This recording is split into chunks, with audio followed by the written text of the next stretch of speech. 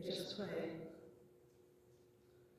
Saviour of the world, may these spoken words be faithful to your written word and lead us to the living word, Jesus Christ our Lord. Amen. Amen. Please be seated.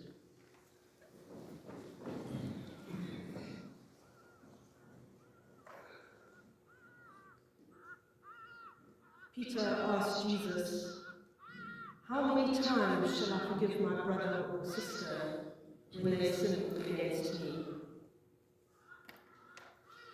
I'll never forget a discussion about forgiveness that I had once with a teenage friend.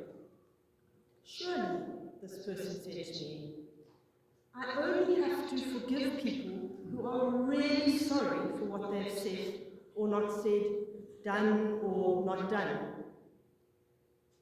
If they haven't apologized, then surely I'm justified in still being cross with them and not forgiving them until they recognize their wrongdoing and ask for forgiveness. They should have seen how upset I was and realized that they've hurt me. And if they aren't sorry, why should I forgive them?" That got me thinking about whether there are instances where we can be exempted from forgiving others. What about the child rapist? Do we have to forgive them? Or the abuser? Or the adulterer? What about the playground bully? Or the corrupt official?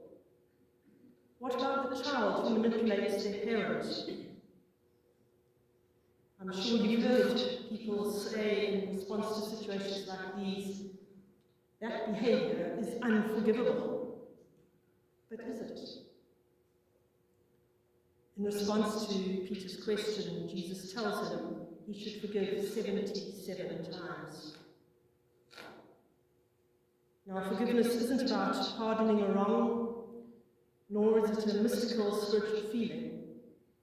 It's pardoning a person for the wrong they have done.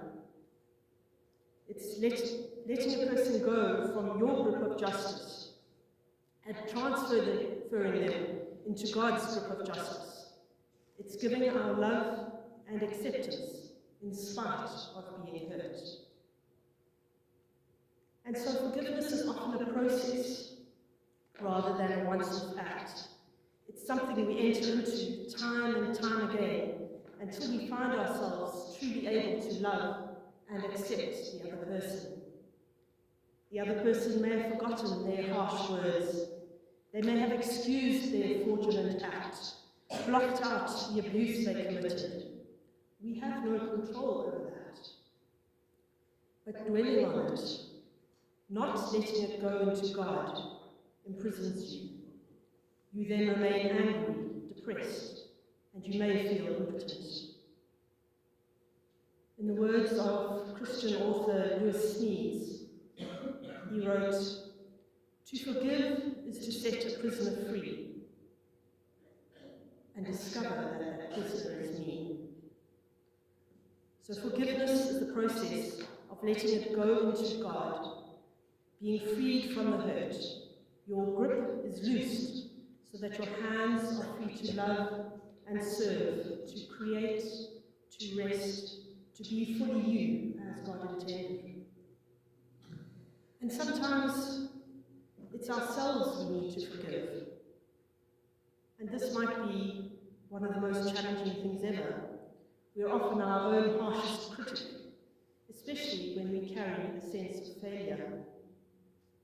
Everyone makes mistakes. But learning how to learn from these errors, let go, move on, and forgive ourselves is important for our mental health and well-being. Do we hold ourselves hostage by withholding kindness and compassion for past behaviors or events that cannot be changed? Here again, we need to let go, to open our grip and release ourselves into God's love. We express remorse, make amends, and learn from the situation. St. Paul's letter to the Christian community in Rome is a pastoral response to unity. People were arguing over which day to use to mark the Sabbath, which music is appropriate in church, how to celebrate the Eucharist. And surprise, surprise, there's still disagreements within the church today. Paul encourages the community to rather focus on the bigger picture, to focus on the integrity of their relationship with God, because by focusing on others' opinions and practices, we actually miss the point. Lack of forgiveness and intolerance can tear communities, churches, and families apart. Floyd McClung, in his book, The Father Heart of God, asserts that every problem of unity can be solved with greater humility or forgiveness. Did you get that? Every problem of unity, and perhaps you can think of a problem of unity in your family, at work, in church. Every one of these problems, McClung says, can be solved with greater humility. Climbing off your high horse, letting go, forgiving, letting go. The fruit of being in right relationship with God is wanting to have broken relationships with others restored as well.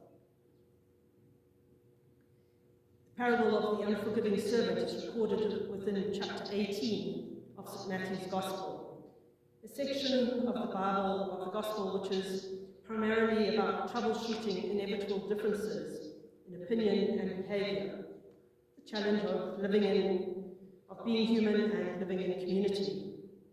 Yet, in the midst of that, in the midst of chapter 18, we see God's huge capacity for love. God seeks out the lost sheep that had wandered away. God exhorts us to make it right with someone who has hurt us. That's last week's gospel. And in today's reading, God shows the magnitude of mercy to a debtor. God's mercy and love and forgiveness towards us should be our motivation to forgive. And this is the point Jesus is trying to make with the crazy story in today's reading.